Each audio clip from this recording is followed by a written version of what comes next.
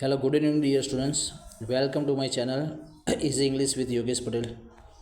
તો મિત્રો આપણે ગઈકાલે એક શોર્ટ્સની અંદર આપણે જે કે સિમ્પલ પ્રેઝન્ટ ટેન્સના જે યુઝીસ એના જે ઉપયોગ છે એના વિશે આપણે વાત કરી દઈએ. હવે આગળ આપણે જોઈશું કે સિમ્પલ પ્રેઝન્ટ ટેન્સના ડિટેલમાં આપણે એના વિશે ચર્ચા કરીશું. તો સિમ્પલ પ્રેઝન્ટ ટેન્સ સાદો વર્તમાનકાળ, તો એના યુઝીસ આપણે પહેલાં તો એકવાર ડિસ્કસ કરીશું. તો સૌથી પહેલાં આપણે વાત કરી હતી કે ગઈકાલે આપણે સિમ્પલ પ્રેઝન્ટ ટેન્સની અંદર પહેલો યુઝ જોયો હતો કે ટુ એક્સપ્રેસ ડેઇલી રૂટીન, એટલે કે રોજબરોજની ક્રિયાઓને જ્યારે પણ દર્શાવવાની હોય ત્યારે આપણે સાદા વર્તમાનકાળનો ઉપયોગ કરીએ છીએ. બીજા નંબરનો યુઝ હતો કે ટુ એક્સપ્રેસ યુનિવર્સલ ટ્રુથ, કે કોઈ પણ સનાતન સત્ય, કોઈ ઘટનાઓને જ્યારે દર્શાવવાની હોય ત્યારે આપણે સિમ્પલ પ્રેઝન્ટ ટેન્સનો ઉપયોગ કરીએ.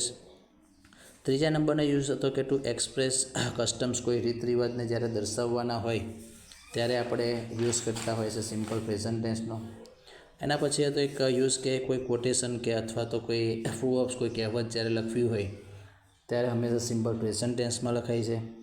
કોઈ ફિક્સ ફ્યુચર પ્લાન હોય કે કોઈ ઇવેન્ટ હોય એને જ્યારે દર્શાવવાની હોય તો પણ આપણે સિમ્પલ પ્રેઝન્ટ ટેન્સનો ઉપયોગ કરતા હોઈએ છીએ. તો ગઈકાલે આપણે જોયું હતું કે એના જે 5 થી 6 જે યુઝીસ હતા, જે ઉપયોગ હતા, એ આજે આપણે વિડીયોમાં આગળ કન્ટિન્યુ કરીશું કે સિમ્પલ પ્રેઝન્ટ ટેન્સની વાક્ય રચના સાથે સાથે એના સેન્ટેન્સ સાથે આપણે ડિટેલ્સમાં સમજતા જઈશું. તો મિત્રો સૌથી પહેલાં આપણે જોઈશું કે સિમ્પલ પ્રેઝન્ટ ટેન્સની અંદર તો એનું અસર્ટિવ સેન્ટેન્સ એટલે કે વિધાન વાક્યની વાત કરીએ. અસર્ટિવ સેન્ટેન્સ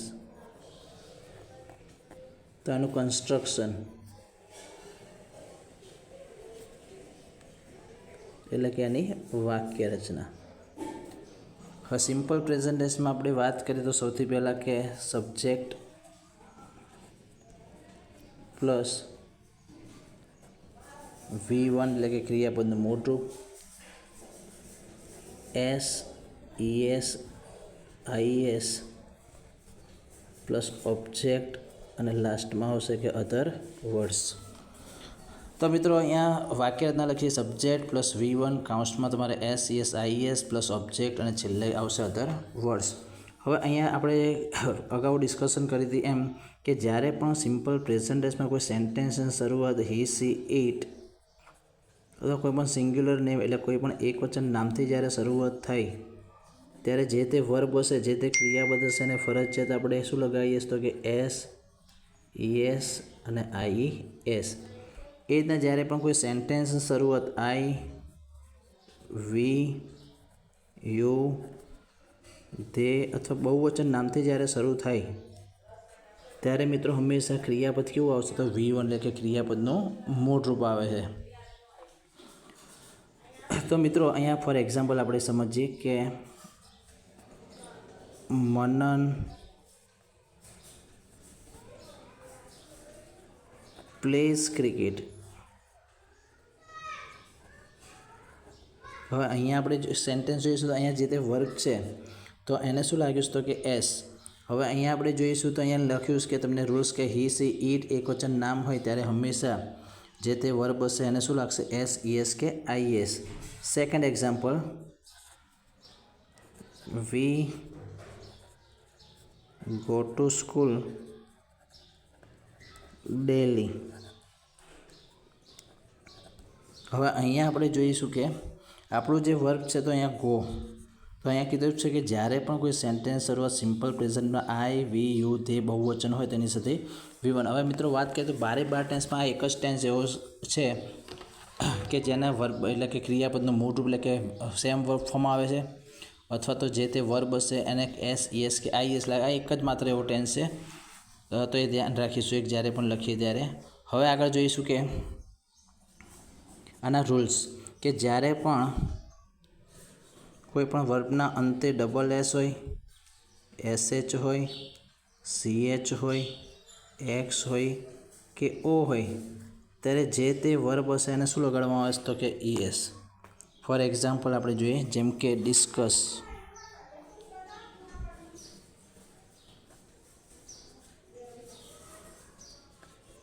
જેમ કે આપણે ડિસ્કસ, તો તમે અહીંયા જોશો લાસ્ટમાં આપણને શું આપેલા છે ડબલ S. પછી બીજો વર્ડ લખીશું કે બીજું વર્બ ક્રિયાપદ છે કે વોશ, પછી કેચ, પછી મિક્સ, એના પછી હોય ગો અથવા તો ડુ.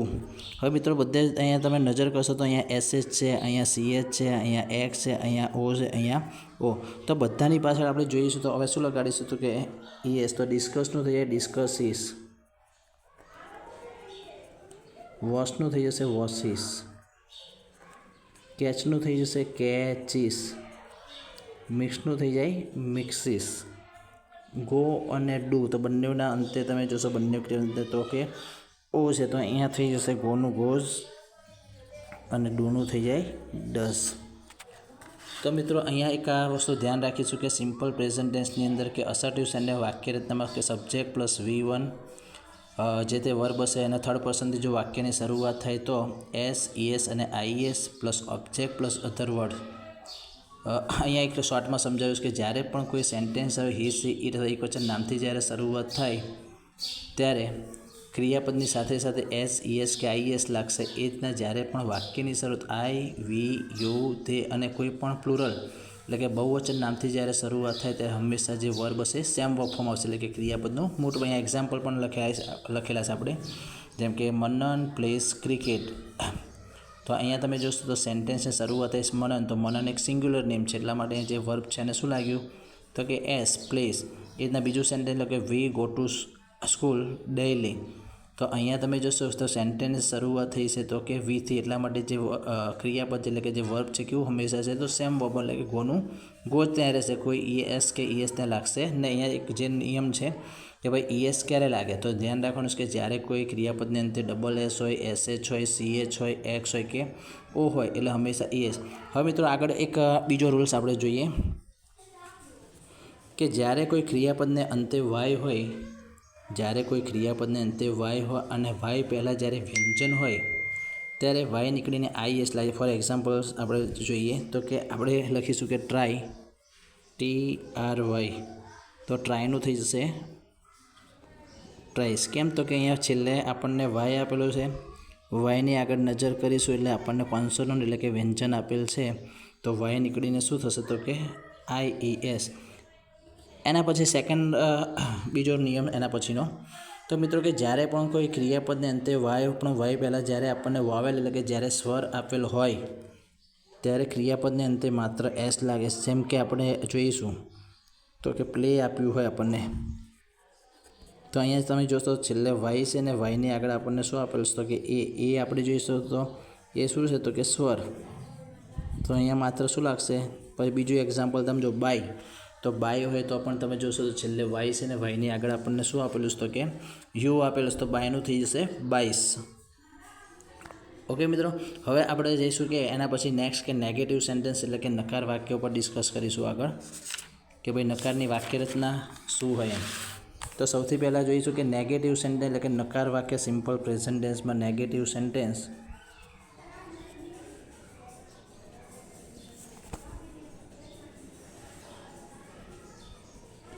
નકાર વાક્યનું construction.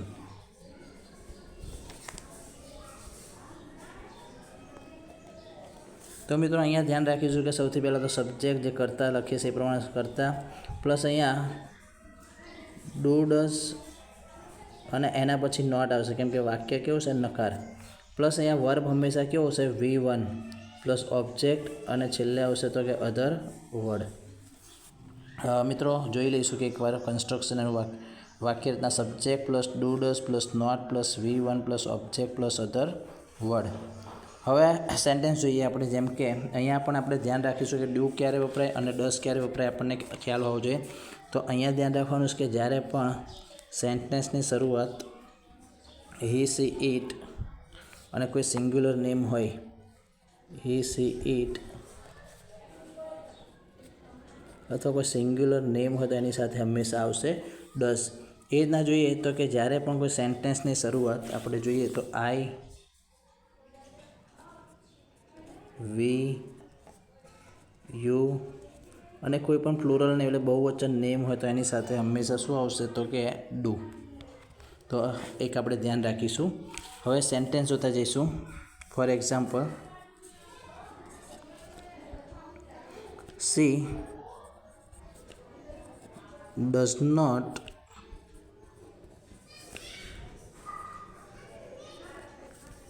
play chess daily. She does not play chess daily. Second example, the boys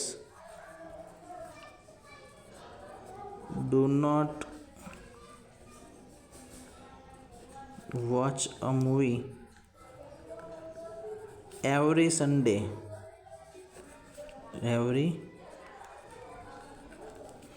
તો મિત્રો અહીંયા એક્ઝામ્પલ પણ લખ્યા છે કે she does not play chess daily. તમે અહીંયા ધ્યાન મતલબ કે આપણે એક વસ્તુ ધ્યાન રાખીશું કે જ્યારે પણ વાક્યમાં ડઝ નોટ કે ડુ નોટનો ઉપયોગ કરી લે હંમેશા જે વર્બ હશે, જે ક્રિયાપદ હશે, હંમેશા કેવું આવશે તો કે V1માં અહીંયા તમે જોશો ડઝ નોટ પછી આપણે પ્લે લખ્યું છે અને અહીંયા લખ્યું છે કે ધ બોયઝ એટલે કે બહુવચન છે એટલે એના પછી પણ આપણે લખ્યું છે કે ત્યાં ઉપર નિયમ કીધું જ છે મેં તમને કે ડુ ક્યારે વપરાય અને ડઝ ક્યારે વપરાય.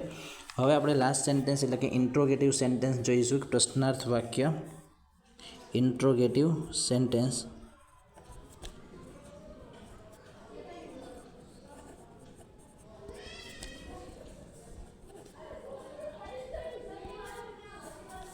પ્રશ્નાર્થ વાક્ય મિત્રો.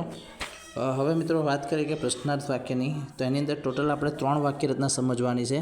તો પહેલી વાક્ય રચના છે કે WH અને હાવથી જેની શરૂઆત થાય છે કે WH અને હાવથી.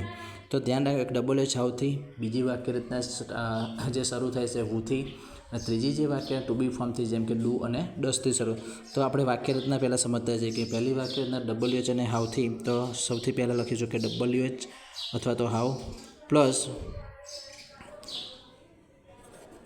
ડુ અને ડઝ પ્લસ સબ્જેક્ટ. હવે મિત્રો અગાઉ વાત કરી કે જ્યારે પણ સેન્ટેન્સમાં ડુ અને ડઝ આવે એટલે હંમેશા જે વર્બ હશે કેવું આવશે તો કે V1 એટલે કે ક્રિયાપદનું મૂળ રૂપ plus object plus other words અને છેલ્લે તો આપણે ધ્યાનમાં રાખવાનું છે કે શું આવશે તો કે ક્વેશ્ચન માર્ક. હવે મિત્રો વાત કરીએ કે સેકન્ડ વાક્ય રચના, તો એમાં આપણે ધ્યાન રાખીશું વો પ્લસ મિત્રો હવે ધ્યાન રાખવાનું છે કે સીધું જ અહીંયા તમારે બરાબર V1 અને કાઉન્સમાં લખી દેવાનું છે SES અને IES plus object plus other words, છેલ્લે આવશે ક્વેશ્ચન માર્ક. ત્રીજી વાક્ય રચના, તો એમાં આપણે શરૂ કરીશું કે ડુ અને ડઝથી. ડુ અને does plus subject plus V1 plus object plus other words અને છેલ્લે મિત્રો આવશે ક્વેશ્ચન માર્ક. તો એકવાર આપણે મિત્રો સમજી લઈએ કે વાક્ય રચનાને કે સૌથી પહેલાં WH plus how plus do plus does plus subject plus V1 plus object અને છેલ્લે આવશે કે અધર વર્ડ્સ. મિત્રો વાક્ય ઇન્ટ્રોગેટિવ છે તો છેલ્લે આપણે પ્રશ્નાર્થ ચિહ્ન એટલે કે ક્વેશ્ચન માર્ક મૂકવું ફરજિયાત રહેશે. સેકન્ડ કન્સ્ટ્રક્શન છે વુ પ્લસ V1 કાઉન્સમાં SES IES plus object plus other words અને છેલ્લે question mark. Do does plus subject plus V1 plus object plus other words અને લાસ્ટમાં ક્વેશ્ચન માર્ક. મિત્રો હવે એક્ઝામ્પલ સમજીએ. First example, where do they play cricket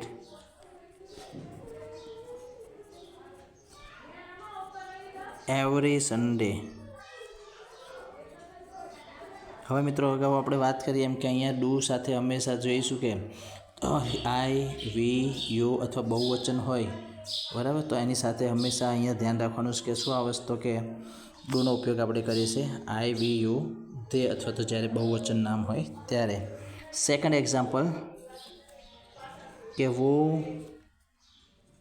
watches a movie daily. Third example, do the girls draw a rangoli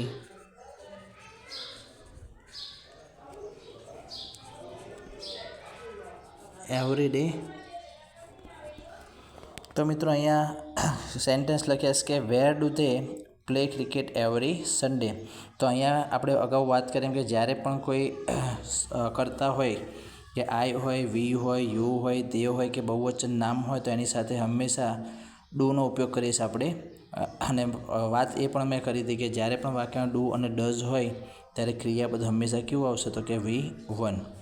તો sentence કે where do they play cricket every Sunday. Second example હતું કે હુ watches અ movie daily. તો અહીંયા તમારે હુ અને સાથે સાથે જે વર્બ હશે એ તો કાં તો V1 આવશે અથવા તો ક્રિયાપદને S, ES કે IS લગાડવું પડશે. થર્ડ એક્ઝામ્પલ કે do the girls draw a rangoli every day. તો મિત્રો અહીંયા આ સિમ્પલ પ્રેઝન્ટ ટેન્સના જે આપણે અફર્મેટિવ, નેગેટિવ અને ઇન્ટ્રોગેટિવ સેન્ટેન્સની વાક્યરચના સાથે સાથેના એક્ઝામ્પલ આપણે સમજ્યા. અને મિત્રો એના યુઝીસ આપણે અગાઉના જે વિડીયો મતલબ કે અગાઉ જે મેં નાની શોર્ટ્સ બનાવી એની અંદર એના જે યુઝીસ છે એ આપણે શીખી ચૂક્યા હતા. તો મિત્રો અહીંયા સુધી આજે આપણે રાખીશું. એના પછી હવે નવા ટેન્સ સાથે આપણે નેક્સ્ટ વિડીયોમાં મળીશું. ત્યાં સુધી goodbye, take care all સ્ટુડન્ટ્સને.